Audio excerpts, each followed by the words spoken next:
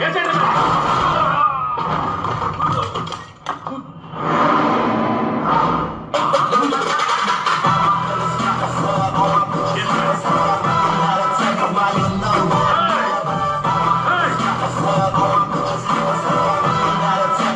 కాశీ, జీవితంలో మొదటిసారి భయపడుతున్నట్టున్నావు? నువ్వు నా బ్యాచ్ ఉన్నప్పుడు రావాల్సింది, ఇప్పుడు వచ్చి బిల్డప్ ఇస్తున్నావా? ఓ, నీ బ్యాచ్ అంతా ఊరికి వెళ్ళిపోయారు అనుకుంటున్నావా? ఇక్కడికి 2 కిలోమీటర్ల దూరంలో గవర్నమెంట్ హాస్పిటల్ ఉంది. అక్కడ మార్చురీ అని ఒక ఏసీ రూమ్ ఉంది. అక్కడ భద్రంగా పడుకొని నిద్రపోతున్నారు. నువ్వు చేసిన తప్పుకి నీ మీద కేసు ఫైల్ చేసావని పోలీసు వాడి కుటుంబాన్ని స్వచ్ఛంగా తగలబెడతావా? ఒక పోలీసుని లేపేస్తే ఏం జరుగుతుందో నీకు తెలియదు. నిన్ను తీసుకెళ్లి జైల్లో పెడితే నువ్వు బెయిల్ అవుట్ చేస్తావు. ఎందుకులే కోర్టు, కేసు, జైలు అని గవర్నమెంట్ కి అనవసరమైన ఖర్చు.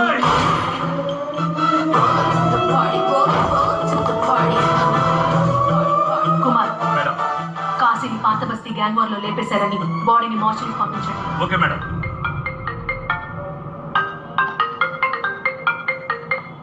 హలో మేడం, వెంటనే కమిషనర్ ఆఫీస్ రండి.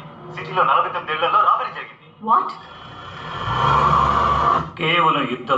సిటీ మొత్తం 49 ఇళ్ళు. ముసలి వాళ్ళు ఒంటరిగా ఉన్న ఇళ్ళు చూసి పక్కాగా ప్లాన్ చేసి దోచుకున్నారు. దోచుకున్న డబ్బు, నగలు మొత్తం విలువ 7 కోట్ల రూపాయలు. ఒక్క క్లూ కూడా దొరకలేదు. ఇందులో దారుణం ఏంటంటే, ఈ రాబరీలో డబ్బు పోగొట్టుకున్న ఎక్కువ మంది తల్లిదండ్రుల పిల్లలు అమెరికా, లండన్, సింగపూర్, కెనడా అని విదేశాల్లో ఉంటున్నారు. సార్, ఇది జస్ట్ రాబరీయేనా లేదా? అందులో వాళ్ళు చాలా క్లియర్ గా ఉన్నారు. ఎవరి మీద దాడికి ప్రయత్నించలేదు. గన్ పాయింట్ లో నిలబెట్టి వాళ్ళని బెదిరించి డబ్బు, నగలు మాత్రమే దోచుకున్నారు. ఇండిపెండెన్స్ డే నాడు జరగడంతో మీడియా వాళ్ళు మన పరువు మొత్తం తీసేశారు. గాయత్రి సార్, వీలైనంత త్వరగా నువ్వు ఈ case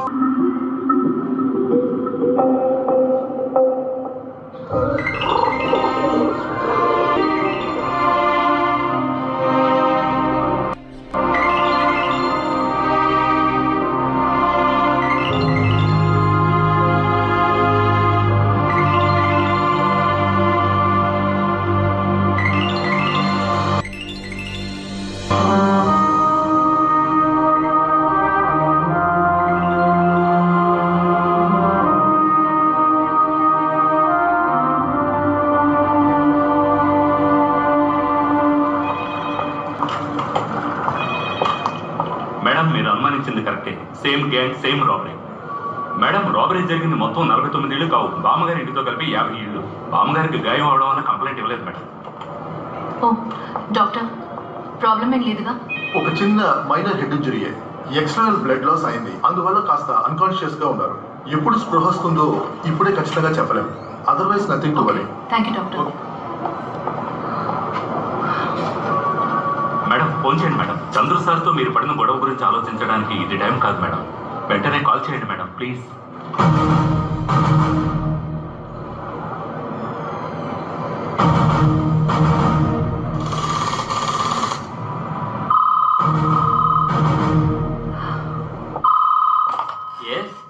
Hello, I'm calling from Hyderabad. I would like to speak to Major Chandru, please. It's an emergency.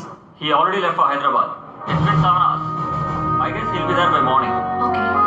ఏమైంది మేడం? తను ఆల్రెడీ బయలుదేరాడట. అసలు మీరేమంటున్నారు? మనకి ఇప్పుడేగా తెలిసింది. ఎంతలో ఆయన కదా. నీకు వాడి గురించి తెలియదు. నీకు గుర్తుందా కుమార్? రౌడీ కాశీ తమ్ముడు గుణ.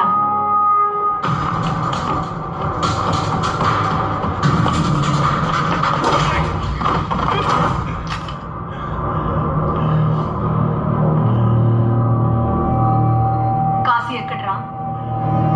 ఎక్కడ్రా నీ అన్న కాశీ?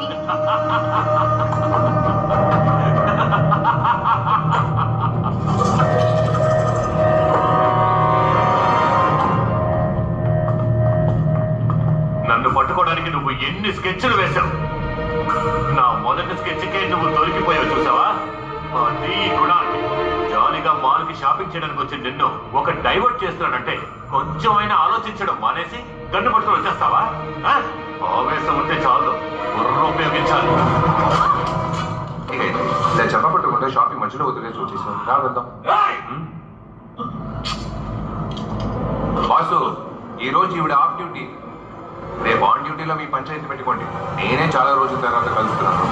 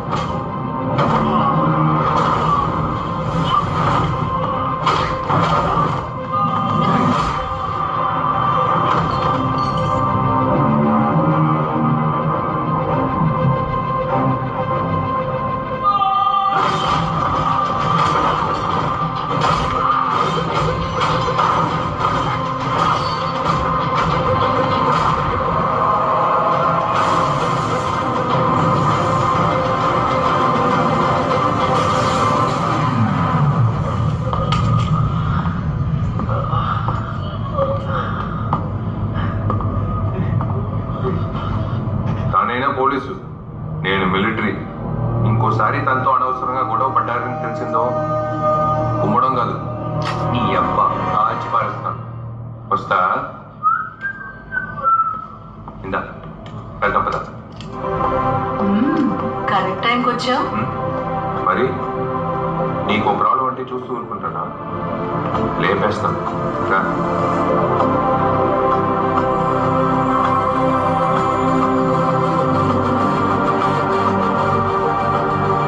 నేను కొంచెం అదో రకం మనిషినే. అన్నిటినీ ఎందుకని ఆరా తీసి ప్రశ్నిస్తా. ఓ కెలికి కెలికి కూపి లాగుతా. అదే నా క్యారెక్టర్. గాయత్రి చెప్పింది. ఏం చెప్పింది? అది నాకు బాబాయే అంత, ఆయన ఒప్పుకుంటే చాలు అంది. పెంపకం. నా చిట్టి తల్లి అడిగిందన్న ఒకే ఒక్క కారణానికి ఏ ఫార్మాలిటీస్ పట్టించుకోకుండా నేనే మీ ఇల్లు వెతుక్కుంటూ వచ్చాను.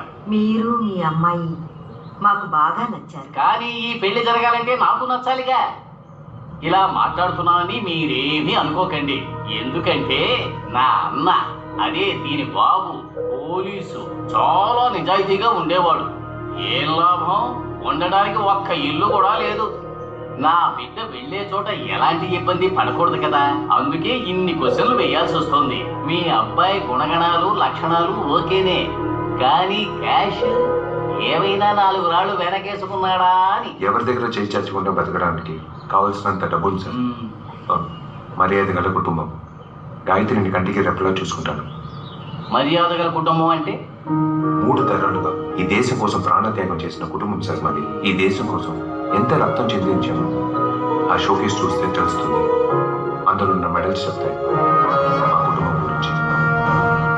అశోక చక్రం, మా నాన్నకి దక్కిన గౌరవం, ఇలాంటివి కోట్లు ఇచ్చినా ఎవరికి దొరకవు సార్.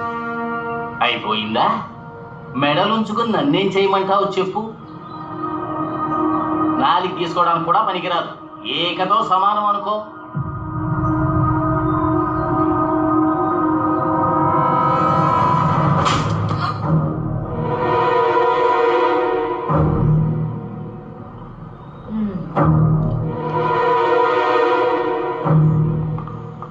చంద్రు, ఏం చేస్తున్నావు?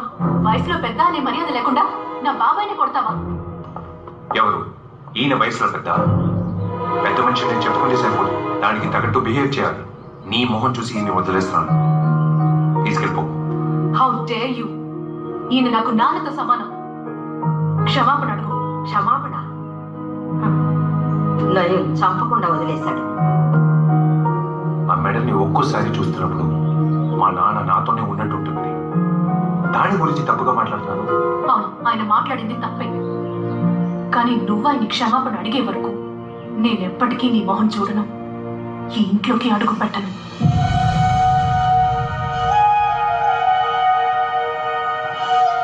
రండి బాబాయ్, వెళ్దాం. గాయత్రి, తాను మాట్లాడింది తప్పని ఆయనే క్షమాపణ అడిగే వరకు నేను నిన్ను పెళ్లి చేసుకునే ప్రసక్తే లేదు.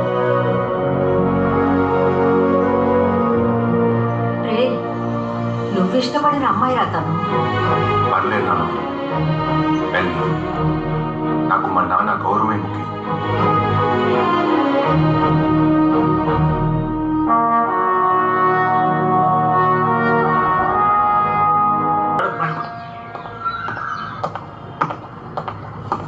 చంద్రు,